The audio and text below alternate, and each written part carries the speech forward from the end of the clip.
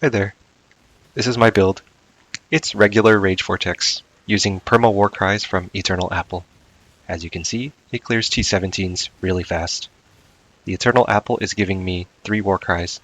Vengeful Cry, which gives 55 max rage and 33 rage per second.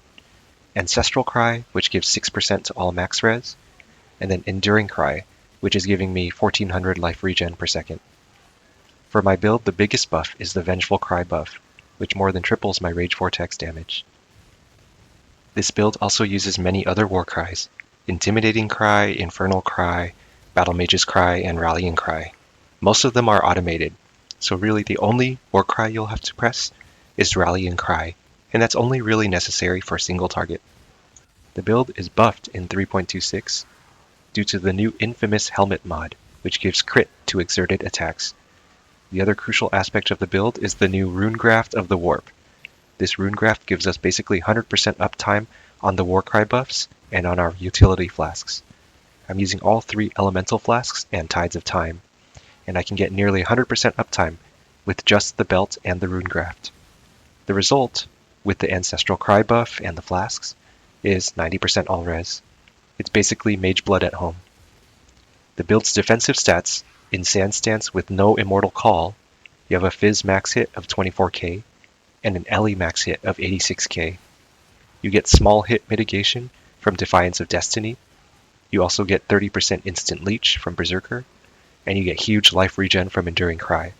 And of course the build has Cap Suppress, Ailment Avoidance, Flesh and Stone, Fortify, all that. The offensive stats of the build: in Blood Stance and with Berserk active, you get 54 million DPS. Keep in mind, you can keep Berserk active for a long time due to the Vengeful Cry buff. So let's get to the map boss and then I'll explain the mechanics.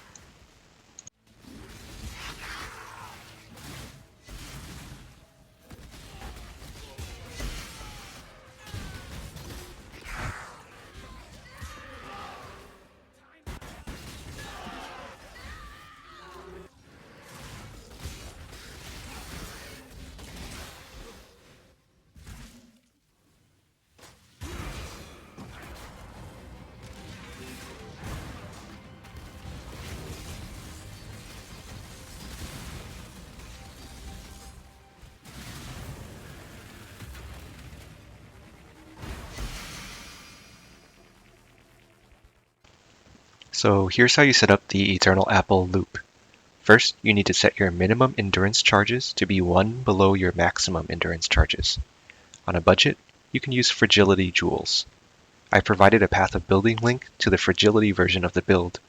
You could also use the Disciple of the Unyielding Notable or a minimum endurance charge craft on rings, but then you'd be giving up minus mana cost on the ring and valuable suffixes. If you're wealthy, you can use a Grand Spectrum with minimum endurance charges. When I started the build last week, this jewel was 30 divines, but in just 1 week it's now up to 60 divines and rising, so I can't say that it'll be cheap. The build will also require Forbidden Flesh and Flame with the Chieftain keystone, Sione Sun's Roar. So if that becomes too expensive, I'm also going to put a Chieftain Path of Building link into the description. To proc savage hits, we use Auto Exertion, Battle Mage's Cry, and Forbidden Rite. Essentially, all of your attacks will be exerted with Battle Mage's Cry, and Forbidden Rite will then proc a savage hit on yourself every time you attack. Do note that you need to lower your Chaos Res to make this happen. Fortify and Flesh and Stone will both reduce the self-hit damage, so for my build, I need a Chaos Res of 46%. The self-savage hit will trigger Enduring Composure, generating 1 endurance charge per second, and it also satisfies the condition for Vengeful Cry to be activated. The final result is you gain an endurance charge every second. Subsequently, the Eternal Apple removes your endurance charges and triggers a Warcry every second. Finally, here is one extra tip to make the build feel smooth.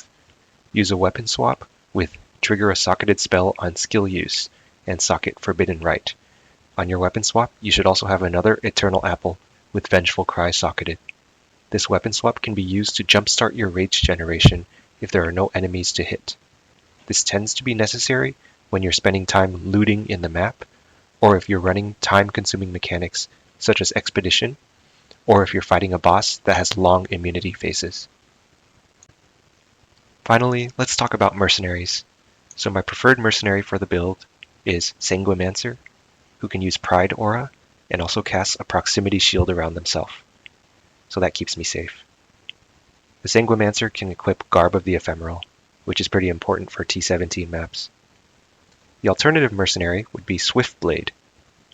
The reason for Swiftblade is they also have Pride Aura, they can also use Insight and Rallying Cry for damage buffs, and they can use a Kingmaker axe. And the most important thing is that Swiftblade deals melee damage, so they can use Hand of Heresy. And Hand of Heresy basically makes enemies unable to deal chaos damage to you. Now, I mentioned earlier, our chaos res is a little bit low, so to make up for our low chaos mitigation, you can use Swiftblade with the Hand of Heresy. So that's all I got for the build. Hope you enjoy.